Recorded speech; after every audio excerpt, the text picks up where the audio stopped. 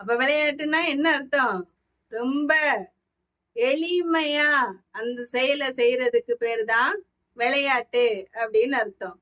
அப்போ எளிமையா செய்யறோம், சந்தோஷமா செய்யறோம் அப்படின்னா அதை நம்ம வேகமா செஞ்சிருவோம். அப்படிதானங்க?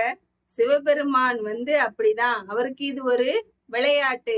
ஐந்தொழிலும் விளையாட்டு அப்படின்னா சிவபெருமான் ஐந்தொழில் செய்யறது, ஐயோ நான் படைக்க வேண்டியிருக்கே, காக்க வேண்டியிருக்கே அப்படின்னு நம்மள மாதிரி எல்லாம் அவரு நினைக்கல.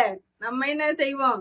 ஐயோ அடுத்து அந்த வேலை இருக்கே, இந்த வேலை இருக்கே அப்படின்ட்டு நம்ம தான் அப்படி நினைப்போம். சிவபெருமான் பேராற்றல் உடையவர்.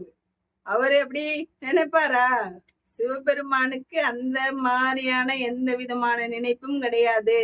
எல்லாவற்றையும் எளிமையாக செய்யக்கூடியவர், அடுத்த நொடியில எதனாலும் மாற்றக்கூடியவர். அப்படிப்பட்டவர் யாருன்னா நம்மோட சிவபெருமான். அப்போ அவருக்கு இப்படி ஐந்தொழில செய்யறது ஒரு விளையாட்டு தானங்க.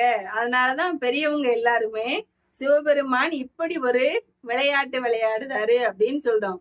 இப்படி விளையாட்டுன்னா அவர் இப்படி ஒரு விளையாட்டு விளையாடி நம்மளை சங்கடப்படுத்துறதுக்காக விளையாடல. அவரு அந்த வேலையை எளிமையா செய்யறாரு. அதுக்காக தான் அதுக்கு விளையாட்டுன்னு பேர் வந்திருக்கு.